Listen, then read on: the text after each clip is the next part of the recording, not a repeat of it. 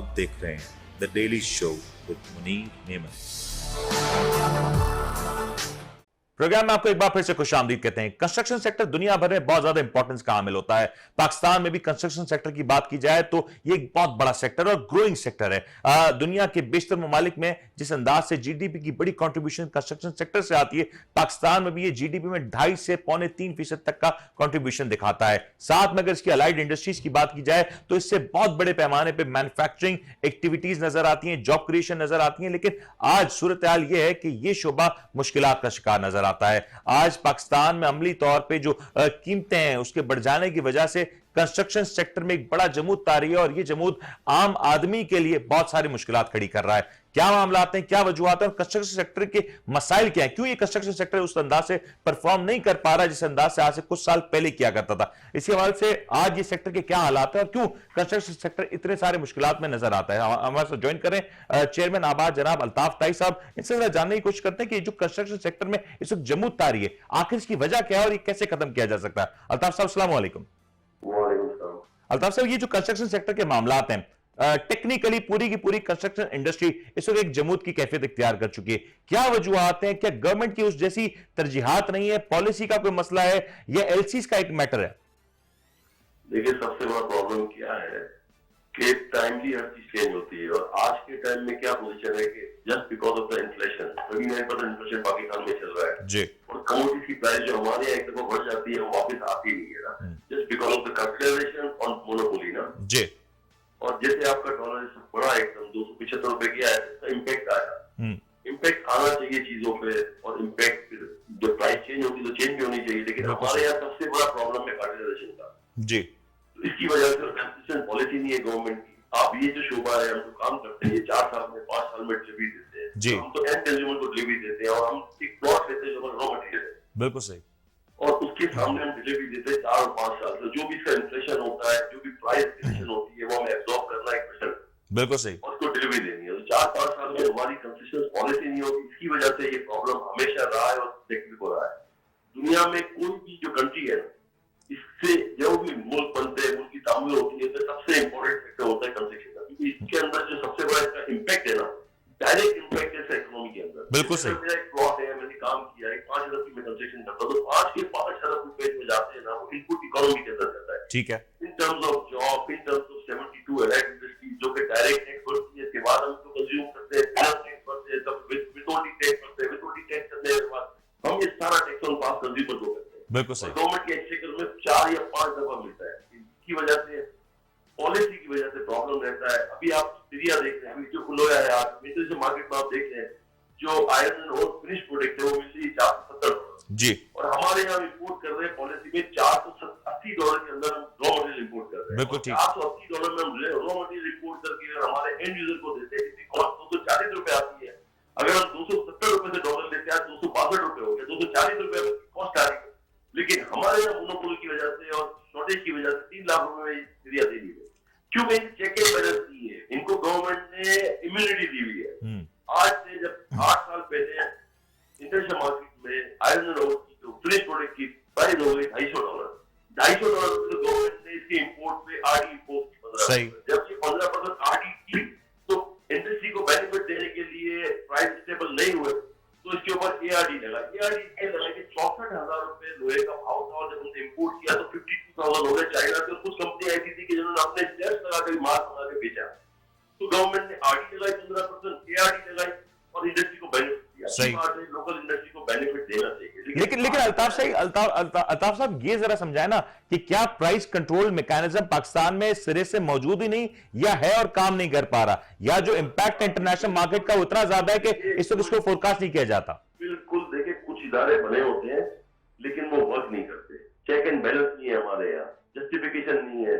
2 minute का काम में जस्टिफिकेशन लेना। एक मिल जो आप समझिए दिसंबर में आउटपुट था, इनका यूनिट से चेक किया जाता है कि वो बोलते हैं हमारा आउटपुट 10,000 टन था, जिसकी 18,000 टन, 12,000 टन। आप दिसंबर देखते, जनवरी देखते, फरवरी देखते, इनका आउटपुट देखते, इनका इनपुट देखते, जो उन्होंने प्रीवियस ऐसी बोली थी रॉ मटेरियल देखते हैं, इसके बाद इनकी प्रॉफिट देख लें। तो मैं आपको बताऊं यहाँ चेक एंड बैलेंस नहीं है और आज भी मैं समझता हूँ अगर ये एलसी खुल जाती जी, लेकिन हमारी डिमांड क्या है कि आप बिल्कुल एलसी खोले रॉ मटेरियल की। अगर आप रॉ मटेरियल की एलसी खोलते हैं और इस इंडस्ट्री को इसका बहुत बड़ा बेनिफिट मिलता है, जिसके अगेंस्ट गवर्नमेंट के एक्सचेकर के अंदर आते हैं 65 रुपीज विद ड्यूटी और विद एवरीथिंग। और अगर हमको ये इस इमरजेंसी के अंदर, जैसे इमरजेंसी में अगर कोई एक्सीडेंट हो जाता है तो इमरजेंसी में कैजुअलिटीज होती है, तो हमारे को अगर डायरेक्ट गवर्नमेंट इंपोर्ट करने के लिए अलाउ करती है कि हम 1 lakh metric ton 2 lakh metric ton import कर लें, तो अगर लाख मेट्रिक टन करते हैं तो हम 8 अरब गवर्नमेंट के एक्सचेकर में देते हैं। एक फिनिश प्रोडक्ट आती है, आपकी जितनी भी रिक्वायरमेंट है मार्केट स्टेबल हो जाती है, और नेक्स्ट टू क्या करेंगी, कार्टिलाइजेशन टूट जाएगी।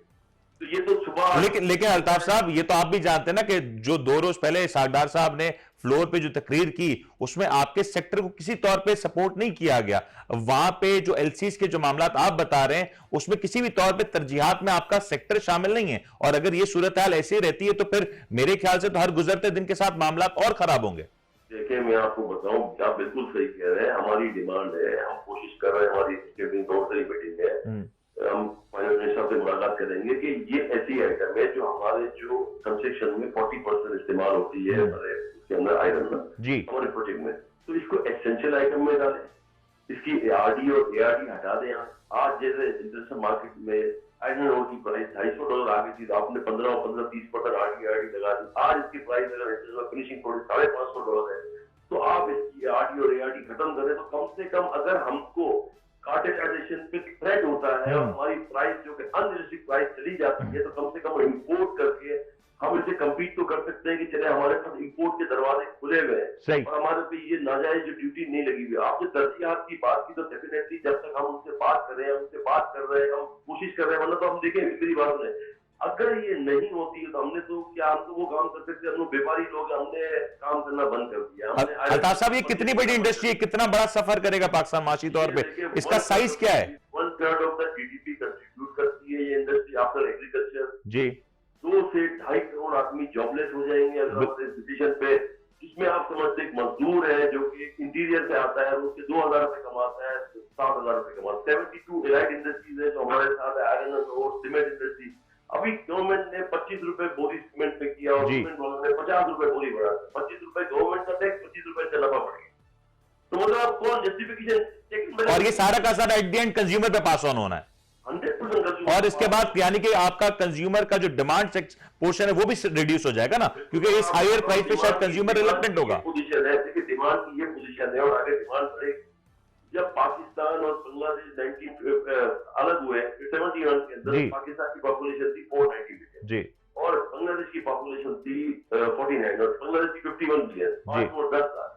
उस वक्त हमारा जो एरिया था ना पाकिस्तान का, उसके हिसाब से हमारे को 200 कुछ लोग थे जिसकी रिक्वायरमेंट थी 1 किलोमीटर का। आज की तारीख में 256 पर्सन के लिए 1 किलोमीटर की रिक्वायरमेंट है, हमारे 1 किलोमीटर के अंदर हाउसिंग की रिक्वायरमेंट है। आज से 10 साल बाद ये रिक्वायरमेंट 400-450 पे चली जाएगी। तो देखिए लोगों की रिक्वायरमेंट बढ़ती जाएगी, पॉपुलेशन बहुत ज्यादा बढ़ चुकी है।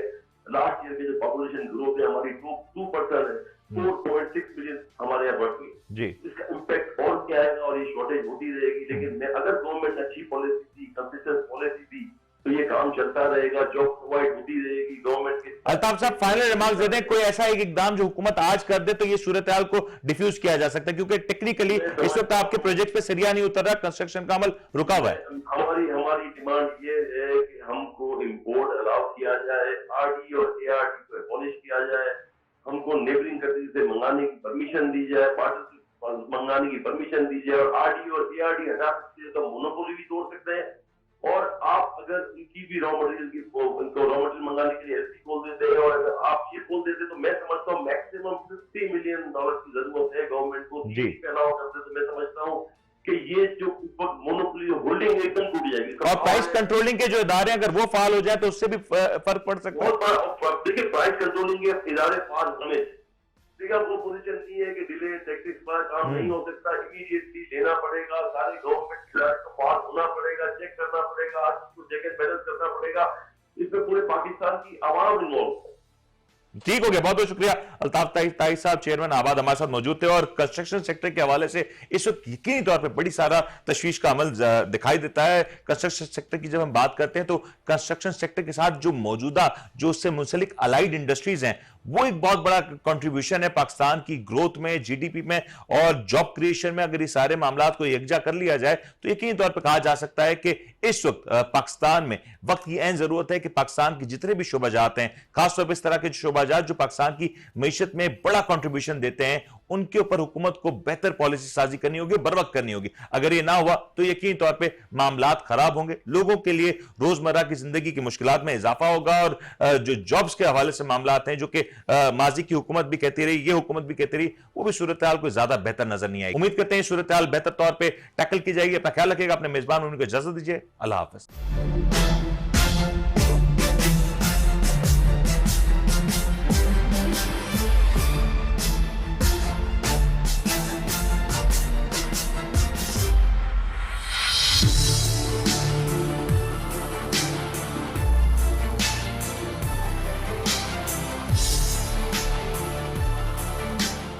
आप देख रहे हैं the daily show with Munir नेमत।